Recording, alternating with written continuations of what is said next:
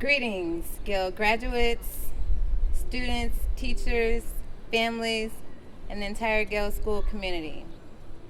My name is Danielle Calhoun, and I am the assistant principal at Gale. I stand here today to introduce to you today's commencement speaker. Now, I want to share a small story. When we were planning graduation and speaking with your teachers, they listened to your feedback about who you wanted to speak today. Mr. Mensah, in particular, he strongly stated the kids want someone to speak who's fun, exciting, and the kids want someone who they can relate to. So once I talked to your teachers, I said, I think I know someone who can be very relatable to the students here at Gale. So I called the speaker, and he was very excited to come because he knew that once you heard his story, you would be inspired to think about your future. Let me give you a little background of the speaker that we have today. Today's speaker is a graduate of a CPS high school, Simeon Career Academy, located on the south side of Chicago. When he transitioned to go on to college, he attended the University of Cincinnati in Ohio. Then he moved on and ventured into his desires and his dreams. He became the CEO of Punch House Productions, and now he is a franchise owner of Mayweather Boxing and Fitness. And they are located in Ohio, Kentucky, and Indiana. So today's current speaker is a business partner of Floyd Mayweather Jr. So I encourage you to listen to the story from what you're about to hear. I hope that you can be inspired to plan your future as you leave Gale's threshold and transition to high school and your adult years. I am proud to announce today's speaker, who not only is my only brother, we share the same mother and father, but he is also the Mayweather Fitness owner, Danny Calhoun. Let's give him a round of applause as he comes up.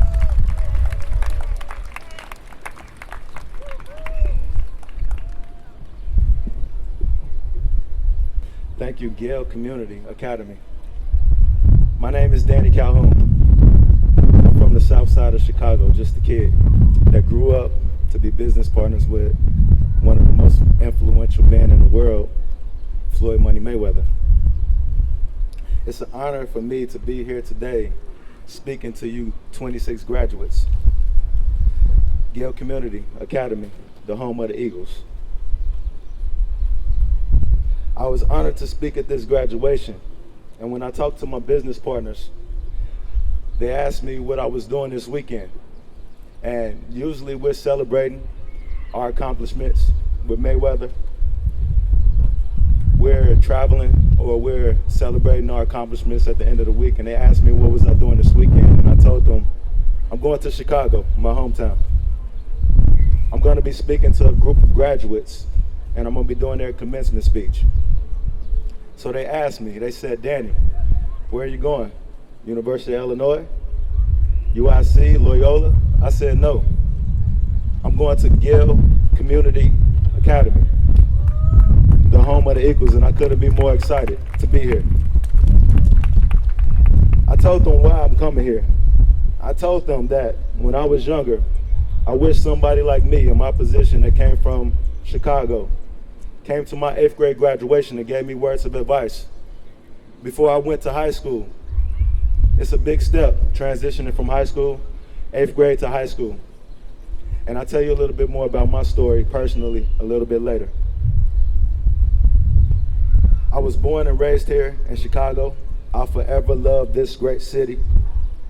The Chicago School District is the 3rd largest school district in the United States of America, second to New York and Los Angeles. So you guys know that you're a part of a special city, just coming through the Chicago school public system.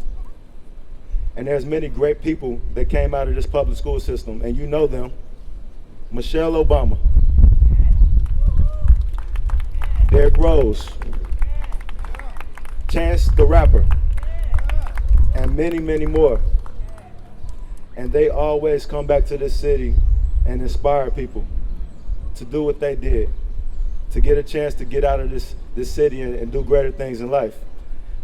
So I'm honored to be here to share my story with you and give back to the community and the public school system of Chicago, Illinois. Gale's mission statement, let's talk about that. At Gale, it's simple. Our mission is to grow kids, and that is pretty simple. The saying is that it takes a village to raise one child, a village. You're looking at your village right now, graduates. Your teachers behind me, your friends and family and friends around you. This is your village. It took all of them at one point in their lives to raise you. I talk about how many villages it took to raise me a little bit later. I was a little bit of a problem child, so I needed about 2 or 3 villages. But it usually takes one village to raise a child. Your teachers and your leaders that are behind me right now are a strong part of your village. Graduates, I want you to be proud of your village. They have worked extremely hard every day to develop you guys as young men and women and prepare you for the next stages of your lives, which is going to be high school. And I want to mention some of your teachers' names, and if you love them and you appreciate them, just give them a round of applause. And I'll start with Mr. K, Mr. Konignik. Now let's take a step back. I was told that there's 21 different nationalities and cultures that represent the school, and that's very unique because on a regular basis, I deal with a lot of cultures, and I need translators to explain to me exactly what they're saying and vice versa. So I thought it was pretty interesting. And that makes this school a lot more special because it's not common to have a school with 21 different nationalities representing them. And they asked me, did I know how to pronounce Mr. Konignik's name? But now you know. Let's talk about the other teachers. And like I said, if you know them, give them a round of applause. Mr. Mensah.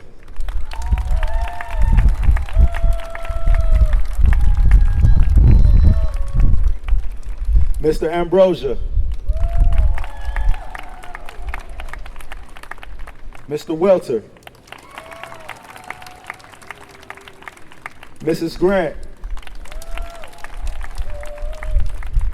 Mrs. Peterson, Miss Williams, Principal Francisco Leal, and Assistant Principal, my sister, Danielle Calhoun. Gale community, you should be proud of your teachers that I just mentioned. They worked hard, day in and day out, to welcome you into the school. They come here at 6, 7 o'clock in the morning before you wake up, and they're preparing to develop you guys as the leaders of our next generation. I want you to give them, your village, a strong round of applause.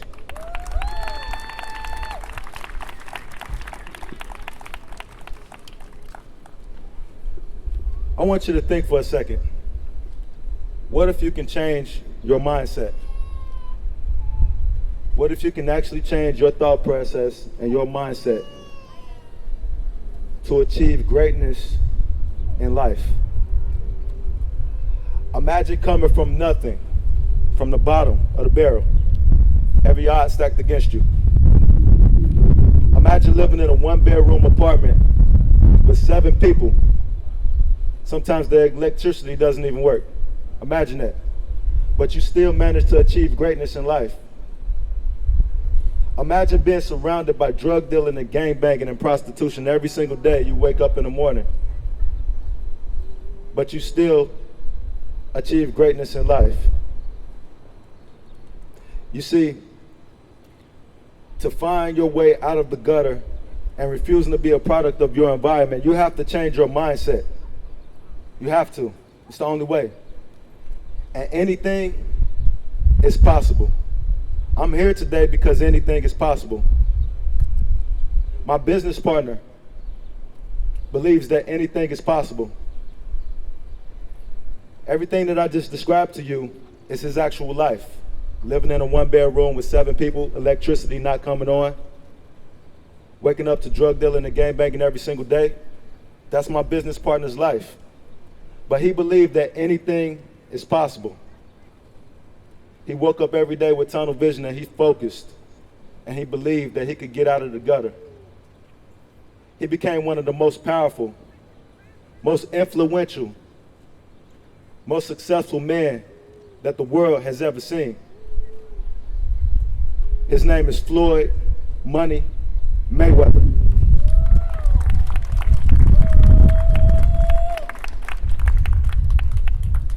There are many moments in your childhood that are unique and unrepeatable. As a child, I had a passion for being an athlete and an artist and an entrepreneur. I'll tell you a short story. And it's funny because the things you do as a child, they can carry you on to your adulthood. When I was in the 2nd grade, I had a passion for drawing pictures. I wanted to be an artist for Marvel Comics and DC Comics. So I would go to my 2nd grade class, and I was also an entrepreneur at that time, and I didn't even know it. But I asked the children in my 2nd grade class to give me 25 cents if I can draw your face on a cartoon character.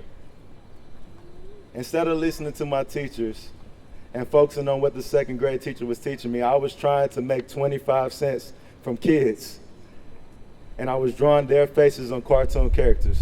But fast forward, that shows you how I was as an entrepreneur in 2nd grade. Fast forward to high school. My mother used to make me these sandwiches to take home to school.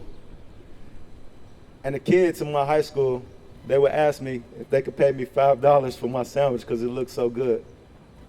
Without a hesitation, I sold those sandwiches for $5 because that's the entrepreneurial in me, and it was in me from day one, from 2nd grade to high school, and it is today. And I had satisfaction as a child from turning something that was a passion to me, turning something that I had into money. Although my upbringing wasn't exactly like my business partner, Floyd Mayweather, adversity is still adversity, and it's different for every one of you, 26 graduates. Everyone has difficult obstacles and different obstacles to deal with every day. It's just a part of life. My 8th grade year was very, very difficult for me. I stayed in trouble. I was in so much trouble that it felt like I was spending half of my school year getting an education. The other half of my school year was spent in detention or suspension. It wasn't that I wanted to get in trouble. It was that I couldn't figure out how to stay out of trouble. So the result is that my teachers, my parents, my coaches, they disciplined me a lot. All of my privileges that I took for granted as an 8th grader were taken away from me. I was kicked off of my 8th grade basketball team. I was a starter on that team. I was banned from my 8th grade field trip. I was banned from my 8th grade school dance. And I was one strike away from being banned from walking across this stage at my 8th grade graduation. So my business partners asking me, when I was telling them I'm coming to Chicago this weekend, they asked me, why are you teaching at an 8th grade graduation? Because I told them that 8th grade meant much more to me than anything else. Because I barely survived 8th grade. And I almost missed this opportunity to walk across the stage today when I was a child. I literally had 2 weeks to get my act together. Else I was gonna miss the opportunity to walk across the stage. So it means a lot to me to be here speaking to you 8th graders that are going to walk across the stage in moments and transition to the next stages of your lives. The summer of 8th grade year, I managed to stay out of trouble for 2 weeks. Those 2 weeks felt like 2 years. That's how bad I was. But I managed to get across that stage and not get in trouble for 2 weeks. And I was able to walk across the stage for my 8th grade graduation. But the important thing is that something changed in me. Something changed in my mindset. That summer, I decided that I'm not going to be a statistic. I'm going to change my mindset because I'm going into high school. And I'll tell you a story about my 8th grade basketball coach who kicked me off the team. He told me, Danny, there's no way I'm going to let you play on my basketball team. He was the coach of my high school basketball team. He told me there's no way I'm going to let you play on my team for a couple of reasons. You're too bad. You get in trouble all the time. Your grades are poor. If you don't clean up your act, there's no way you're going to play for my team when you get to high school. So what did I do? I started to change my mindset. I knew I was going into the next stage of my life, and I didn't want to be a problem child anymore. I didn't want to be a statistic any longer. I made up in my mind that I was going to prove everybody wrong. I was going to prove to myself that I could do better. I began to train my mindset. One of the things that I did, I started exercising more. I wanted to be an athlete in high school. Coming out of 8th grade, I couldn't do one push-up. So who am I kidding? I had to be true to myself. How can I be an athlete in high school if I couldn't do one push-up? So what I did, I decided I wanted to change my physical abilities. I got on my knees and I started doing the girl push-ups. I did 5 of them every day. The following week, I was able to do 10. That turned to 20. And one day, I tested myself. I said, look, I couldn't do one push-up. But today, I'm going to try to see how many push-ups I can do. And after those weeks of doing push-ups on my knees, the girl style, I was able to knock out 6 push-ups. I kept working. Before I got to high school, I was doing 20 and 30 straight push-ups off of my knees. And that solidified to me that if I focused and I worked hard and I dedicated myself, that I could physically get stronger. But it wasn't just the physical. I needed to change my mindset for the mental as well. I couldn't be an athlete in high school, and coming from Chicago, I wanted to be like Mike. I wanted to go to the NBA. But I couldn't go to high school and play sports because my coach had just told me, that kicked me off the team, that not gonna play for me. Too bad. Grades are too poor. So I know that I had to give education a chance. I had to start listening to my teachers. I had to really focus on getting good grades in school. I needed to give education a chance. And there's a thing, there's a mentality, a philosophy called fight or flight. At that moment, when I barely crossed across the stage, 8th grade graduation, barely walking across the stage, I had to make a decision whether I was going to fight or fly away. You fly away when you deal with adversity. You don't want to face it head on and take on the challenges. You act like the adversity doesn't exist. And you walk away, you ignore it. That's the flight mentality. The fight mentality, and I've always been a fighter, literally, is when you take on your challenges, you take on your adversity, and you get better. You change your mentality and you work hard and you dedicate yourself and you have tunnel vision. So guess what? My freshman year in high school, everybody saw a completely different Danny Calhoun. It was the first time in my life that I had been on an honor roll, A's and B's. I didn't get in trouble one time my freshman year. The same coach who kicked me off of my 8th grade basketball team, he saw me in high school and he pulled me into his office. And he had in his hand my report card. And he said, Danny, I don't know how in the world this is your report card with straight A's and B's. I don't know how you haven't gotten in trouble, not one time. But what he didn't know is that my mindset had changed. He didn't know that my mindset was different and I wanted to be better. I didn't want to be an underachiever any longer. I wanted my village of teachers, parents, family, and friends to be proud of me. So my question is to you. Listen closely, graduates of Gale community. Will you change your mindsets as you step across the stage and you enter into that next stage of your life?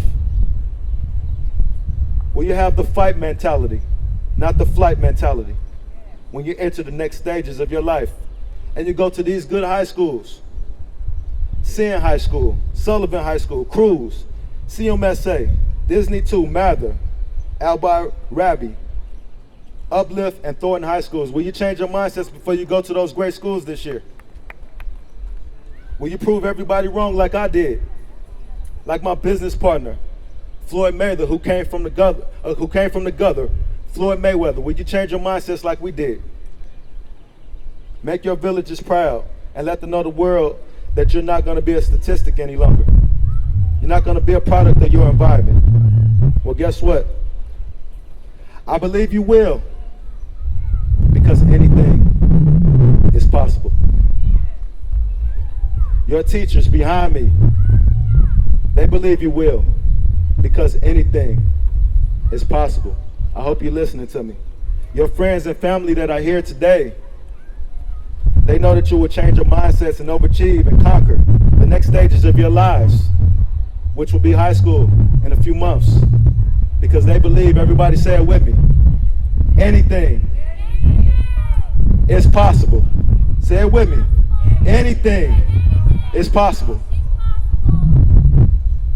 I'm just a kid from the south side of Chicago, like you. Well, you guys, different parts of the city, but I'm just a kid from the south side of Chicago. My partner, Floyd Mayweather Jr., he's a kid from the gutter of Grand Rapids, Michigan. And we believe that anything is possible. Floyd Mayweather created the money team. It's not only a team, but it's a movement. Stand next to me. The money team is a movement. It's real. It came from Floyd Mayweather. He grew up just like you guys. 7 people in a bedroom, 1-bedroom apartment, sometimes low electricity on, drug dealing every day. He had to have tunnel vision, and he had to believe that anything is possible. The fact that I'm standing here today with Floyd Mayweather's legacy on our hats lets you know that anything is possible.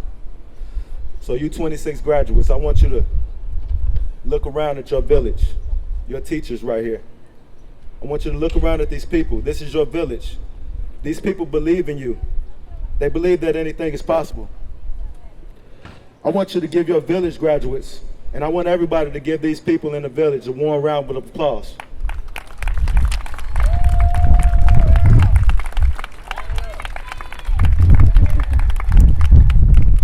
Thank you guys for having me here. Good luck in your future. I love you. I love Chicago. Thank you.